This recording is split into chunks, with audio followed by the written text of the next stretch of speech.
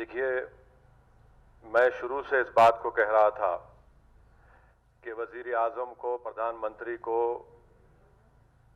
आज के इस भूमि पूजन के फंक्शन में शिरकत नहीं करना चाहिए था, नहीं अटेंड करना चाहिए था। और मैं हमेशा से कहता हूं, आज भी कह रहा हूं, इसलिए कि प्रधानमंत्री, वजीर आजम किसी एक मखसूस या खास वो प्रधानमंत्री नहीं है। जो नरेंद्र मोदी की सरकार है उसका कोई मजहब नहीं है। भारत, इंडिया का कोई मजहब नहीं है। आज प्रधानमंत्री ने, नरेंद्र मोदी ने बहैसियते प्रधानमंत्री आज के भूमि पूजन में शिरकत करके उन्होंने जो ओथ लिया था, उन्होंने उसका वायलेशन किया है। उन्होंने संविधान का जो बेसिक स्ट्रक्चर है, सेकुलरिज्म, उसको वायलेट किया है। और तीसरी बात यह है कि प्रधानमंत्री का आज के उस फंक्शन में जाना, आज का दिन हिंदुत्व की कामयाबी का दिन है और सेकुलरिज्म की शिकस्त का दिन है।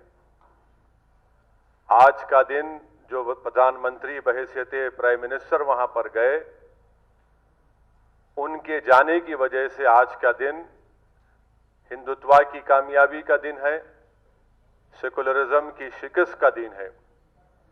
बहैसियते प्रधानमंत्री नरेंद्र मोदी आज भूमि पूजन में जाकर जो उन्होंने वहां पर वो जो चांदी का पत्थर रखा, उन्होंने एक हिंदू राष्ट्र की बुनियाद आज वहां पर डाली है। तो आज का दिन सेकुलरिज्म की शिकस्त का दिन है। आज का दिन जमहूरियत की शिकस्त का दिन है। और आज का दिन याद रखा जाएगा हिंदुत्व की कामयाबी के लिए। आज का दिन याद रखा जाएगा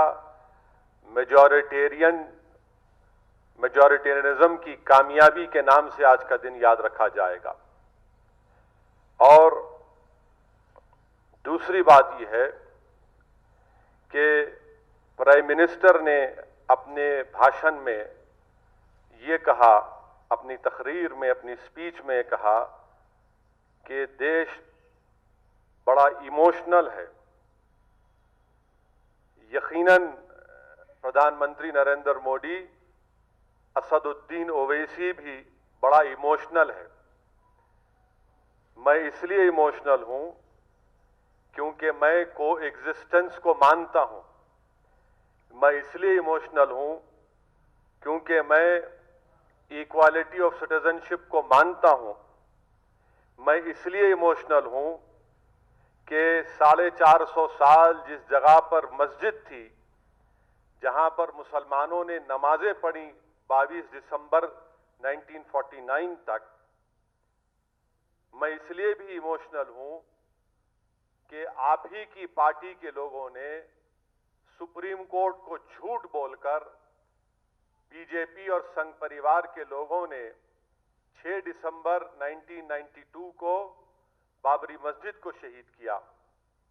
मैं इसलिए भी इमोशनल हूं प्रधानमंत्री जी क्योंकि जिस जगह पर आपने भूमि पूजन में हिस्सा लेकर हिंदू राष्ट्र की बुनियाद का आगाज किया, उसके अतराफ, तीनों अतराफ मुसलमानों का कब्रिस्तान था, जहां पर मुसलमान बुजुर्गों की खबरें भी थी। इसलिए भी हम इमोशनल हैं। चौथी बात यह है कि प्रधानमंत्री ने अपने भाषण में यह कहा कि जो मेरे को पीआईबी से उसकी स्पीच पूरी मिली कि ये आज का भूमि पूजन एक सिंबल ऑफ इंडिया है। प्रधानमंत्री जी, आपको आपका मजहब मुबारक, आपको गुलवालकर की आइडियोलॉजी मुबारक, मगर आप देश के प्रधानमंत्री हैं। आपको ये बात समझने की जरूरत है कि देश का सिंबल ना कोई मंदिर हो सकता है, ना कोई मस्जिद हो सकती है। देश का सिंबल ना मस्जिद हो सकती है, ना मंदिर हो सकती है, ना कोई रिलीजियस प्लेस इस देश का सिंबल नहीं हो सकता। वो सिंबल हो सकता है किसी एक मजहब के लिए, किसी एक कल्चर के लिए, मगर वो इंडिया का सिंबल नहीं हो सकता। और प्रधानमंत्री ने यह कहकर कि मंदिर इस देश का एक सिंबल है, उन्होंने अपने मजहब को, अपनी आइडियोलॉजी को पूरे कंट्री के ऊपर मुसल्लत किया।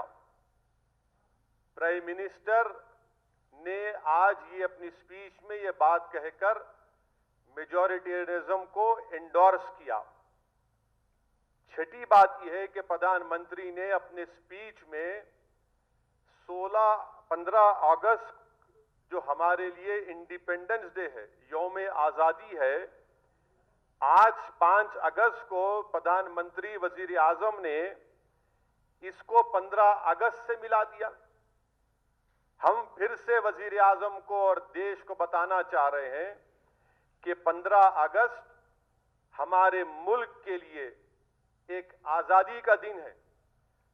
हिंदू, मुसलमान, सिख, ईसाई, बौद्ध सब ने मिलकर इस मुल्क को अंग्रेजों की गुलामी से आजाद करवाया और उनको शिकस्त दी। क्या प्रधानमंत्री ये कहना चाह रहे हैं कि 15 अगस्त से मिलाकर कि उनके चाहने वाले, उनके मानने वाले, उनको आज आजादी मिली? किसको शिकस्त दी प्रधानमंत्री, आपने बताइए।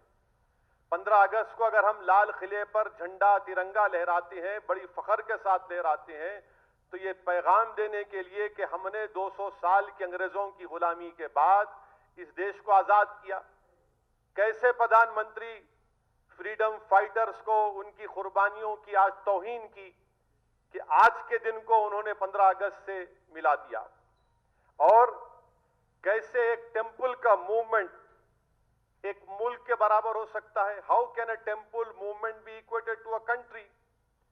और आखिरी बात यह है, बल्कि लास्ट 2 बात, कि आज के इस फंक्शन में मैंने कहा कि ये हिंदू राष्ट्र और हिंदुत्व की कामयाबी का दिन इसलिए भी है, आरएसएस के चीफ वहां पर क्या कर रहे थे और आरएसएस के चीफ का वहां पर मौजूद रहना और उनका तकरीर में यह कहना कि आज का दिन एक न्यू इंडिया बनाया जा रहा है।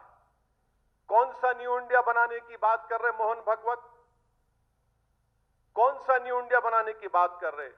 वो न्यू इंडिया बनाने की बात कर रहे जो हिंदू राष्ट्र होगा, जहां पर माइनॉरिटीज को, खास तौर से मुसलमानों को सेकंड क्लास सिटीजन बनाया जाएगा और मुसलमानों की जिंदगी और मौत का फैसला अक्सरियती तबके के गुडविल पर होगा। यह मोहन भगवत का पैगाम है। और आखिरी बात यह है कि आज का दिन इन सेकुलर, नाम निहाद सेकुलर पार्टीज के लिए भी, उनके लिए, उनके तमाम secular, so called secular parties और खास तौर से कांग्रेस पार्टी, इन्होंने एक आइडेंटिकल एक बयान दिया। क्या दिया? कि ये आज का दिन एक सिंबल ऑफ ब्रदरहुड है, सिंबल ऑफ ब्रदरहुड है।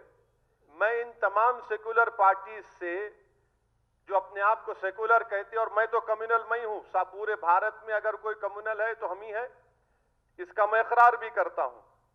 मैं इन तमाम सेकुलर पार्टीज से, कांग्रेस पार्टी से पूछना चाहता हूं कि आज का दिन कैसे ब्रदरहुड का सिंबल होगा, बताइए। जबकि ये राम मंदिर का मूवमेंट, हजारों की तादाद में भारत के सिटीजन्स की मौत हुई कम्युनल राइट्स में, ये मूवमेंट एक मस्जिद को शहीद कर दिया गया मूवमेंट में, फिर वहां पर मेकशिफ्ट टेंपल बना दिया गया कि इसको ब्रदरहुड कहते हैं आप। और क्या गुडविल, ब्रदरहुड उसी वक्त पैदा होगा जब इंसाफ होगा। जब इंसाफ नहीं होगा तो गुडविल, ब्रदरहुड कहां पैदा होगा? और मुझे तो आप अनइक्वल बना दिए मुसलमानों को, तो अनइक्वल कैसा ब्रदर होगा आपका, बताइए।